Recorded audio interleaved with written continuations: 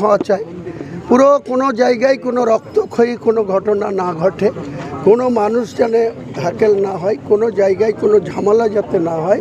পুরো এবার ইলেকশন কমিশনকে ধন্যবাদ জানাবো আপনাদের চ্যানেলের মাধ্যমে। 2021-এ 8 দফায় ভোট হয়েছিল, 2024-এ 7 দফায় ভোট হয়েছিল, এবার 2026-এ 2 দফায় ভোট হচ্ছে। কাজেই ইলেকশন কমিশন যে চ্যালেঞ্জ অ্যাকসেপ্ট করেছে, এখন পর্যন্ত গোটা পরিবেশ গোটা পরিস্থিতি বাংলার শান্তিপূর্ণ রয়েছে। আজকের দিনটাও শান্তিপূর্ণ থাকা চাই। আরও যে 4টে দিন, যে 24, 25, 26, 27 প্রচার, সেটাও শান্তি থাকা চাই। 29 এপ্রিলও শান্তিতে মানুষ অংশগ্রহণ করবে, তাদের পছন্দর প্রার্থীকে ভোট দেবে, তাদের যাতে কোনো নিরাপত্তায় সমস্যা না হয় এটা সেন্ট্রাল ফোর্স দেখুক। কারণ রাজ্য পুলিশের উপর নির্ভর নয় মানুষ, কারণ রাজ্য পুলিশ এখানে পক্ষপাতিত্ব করে, শাসক দলের হয়ে এক কথায় দালালি করে, পক্ষপাত করে। কাজেই ইলেকশন কমিশনকে আমরা ধন্যবাদ দেব। এবারের ইলেকশনে এই মুর্শিদাবাদকে কন্ট্রোল রুম কলকাতায় আলাদা করে খোলা হয়েছে 22টা সিটের জন্য। কাজেই কোনো জায়গায় কোনো সমস্যা হলে আমাদের কাছে কন্ট্রোল রুমের নাম্বার আছে, এবং যে কোনো আমাদের এজেন্ট বা আমাদের দলের কর্মী বা আমাদের দলের প্রার্থীদের কাছেও এখানে অবজারভার আছে। নিজের নিজের বিধানসভায় police observer, general observer, financial observer, তাদের সঙ্গে যোগাযোগ। সর্বোপরি জেলার এসপি, বিভিন্ন থানার ওসিরা, তারা যাতে শান্তিতে মানুষকে ভোটে অংশগ্রহণ করতে দেয়। কালকে আপনার ভাইকে অ্যারেস্ট করেছে? হ্যাঁ, এটা নোংরামি। আর কি করবে, একটা ভোট দিতে দিল না, তাকে আটকালো। কবে নাকি কোন মহিলা সে এখানে এসে থাকতো, ইয়ং ছেলে, তাকে অনেকবার নিষেধ করেছিলাম যাদের এইরকম পরিবেশে তাদের সঙ্গে কথা না বলা, না মিশা, কিন্তু কবে করে রেখেছে 164। আমি কালকে যখন এখান থেকে অ্যারেস্ট করে আমি সঙ্গে সঙ্গে এসপিকে ফোন করি। এসপি আমাকে বলে যে রিকোয়েস্ট করবেন না, কারণ এর বিরুদ্ধে একজন মহিলা 164 আলাম, সেটা কবে করেছে? উনি বলছে 15 দিন আগে। আলাম, তখন কেন স্টেপ নেননি? কালকে ভোট, আজকে কেন তাকে অ্যারেস্ট করা হলো? এটা নোংরামি করবেন না। আমি কালকে ভোট, এসবের জবাব আমি শক্তিপুর থানাকে দেব।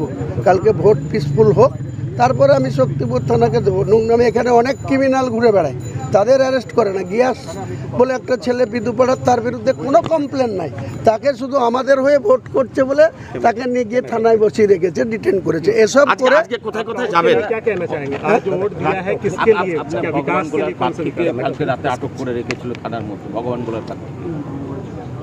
দেখুন, আমার কাছে সেরকম কোনো ইনফরমেশন নাই, দেখে বসিয়ে রেখেছিল। তো এসব করে আটকানো যাবে না। ভগবানগুলার প্রার্থীর নামও হুমায়ুন কবির, সে জিতবে। মৌলানা হাবিবুর রহমান জলঙ্গির প্রার্থী, সেও জিতবে। মৌলানা মোশাররফ হোসেন মণ্ডল জমকলের প্রার্থী, তৃণমূলের আইপিএস হুমায়ুন কবির প্রার্থী, সে হারবে। আমার প্রার্থী মৌলানা মোশাররফ মণ্ডল জিতবে। আমি হুমায়ুন কবির রেজিনগরে জিতবো। কটা আসন পাবে মুর্শিদাবাদ থেকে? আপনি 4 তারিখের জন্য ওয়েট করুন না। আজকে যে 152টা সিট, তার মধ্যে আমার দলের 78টা প্রার্থী আছে, একদম কুচবিহার থেকে শুরু করে বিভিন্ন জায়গায়। 78টার মধ্যে আজকে যে নির্বাচন হচ্ছে 60টা সিট আমরা জিতব। আপনি আগামী দিনে ওয়েট করুন। 80 থেকে 85 সিট নিয়ে বাংলায় যাব, আর বিধানসভায় যাব। বিধানসভায় আমি যাব না, আমি সমস্ত জিতা সিটের প্রার্থীদের নিয়ে ঐতিহাসিক মুর্শিদাবাদ, যেখানে নবাব প্লেস ছিল, বাংলা বিহার উড়িষ্যার শেষ নবাব সিরাজদৌল্লা বসতো, তার অদ্বিত দূরে মতিঝিল পার্কে ওয়েট করব। দেখুন না কত রতি মহরতে এই মুর্শিদাবাদে আসে। কোথা কোথা খুঁজেছি তোমায়, তুমি জানো না। বিজেপির জামানত বাজেয়াপ্ত করে দেন। আগামী 25 বছর এই ভারতীয় জুমলা পার্টির সাহস হবে না পশ্চিমবঙ্গের দিকে চোখ তুলে তাকানোর। তাই নরেন্দ্র মোদীকে অত দূর যেতে হবে না। মমতা দি, অভিষেক অব্দি, এক একটা সায়নী ঘোষ, এই এক একটা কর্মী, এক একটা মায়েরা যারা বসে আছে, আগে তাদেরকে সামলা, পরে ভাববি বাংলা। জয় বাংলা। এই টোটোতে, অটোতে, হেলিকপ্টারে, মোটোতে, উবারে, ওলাতে, ট্রেনে, বন্দে ভারতে, সাইকেলে, বাইসাইকেলে, সবে করে এখন বঙ্গে আসা হচ্ছে। সবে করে বঙ্গে আসা হচ্ছে। ভোট এসে গেছে তো। এসে কি বলছে? চিরদিনই তুমি যে আমার, যুগে যুগে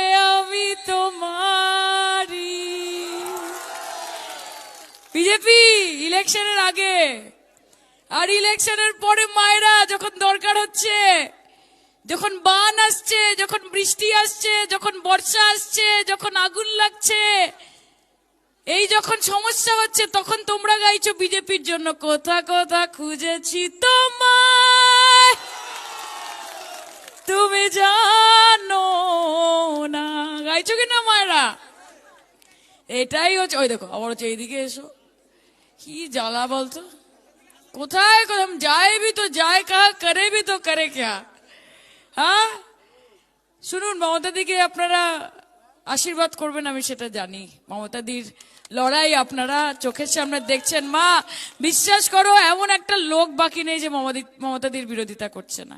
ওইটাই রাখতো যে একটা 5 ফুট হাইটের মহিলা একটা সাদা শাড়ি আর হাওয়াই চটি পরে 365 দিন 365 রকম ভাবে নরেন্দ্র মোদী আর অমিত শাহ নাকে দড়ি দিয়ে ঘোরাচ্ছে। এটাই রাগ, যে আমরা সব দেখে নিলাম ব্যবহার করে, ইডি দেখে নিলাম, সিবিআই দেখে নিলাম, ইনকাম ট্যাক্স দেখে নিলাম, ইলেকশন কমিশন দেশের, সে এখন বিজেপির ইলেকশন কমিশন হয়ে গেছে। এসআইআর 92 লক্ষ লোকের নাম বাদ দিলাম, তাও তো মনে হচ্ছে না যে মমতা ব্যানার্জিকে হারাতে পারবো।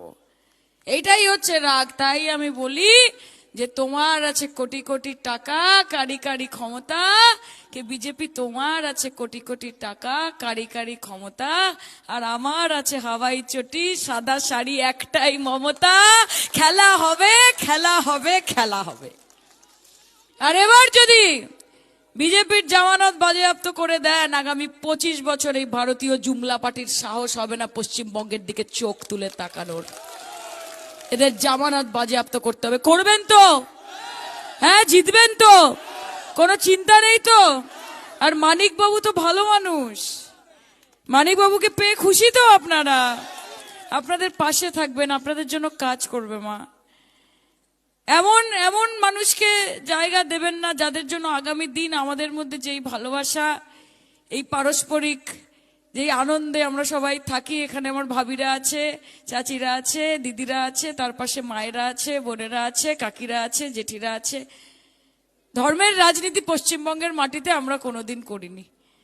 আরে দুর্গাপুজো হয়, আমরা প্রত্যেকে 10 দিন ধরে দুর্গাপুজো সবাই উদযাপন করি। অষ্টমীর দিন হাত পেতে মা দুর্গার ভোগটা নিই, সকালবেলা উপোস করে অঞ্জলি দিই মায়ের জন্য। আবার যখন ঈদ আসে তখন বাড়ির ছেলেটা যায় না বন্ধুর কাছে যে সিমইটা কোথায় আমার, যায় না? যায় তো। আমরা তো কোনোদিন জাতপাতের রাজনীতি করিনি। যীশু খ্রিস্টের জন্মদিন 25শে ডিসেম্বর ফ্রুট কেক খাই না আমরা?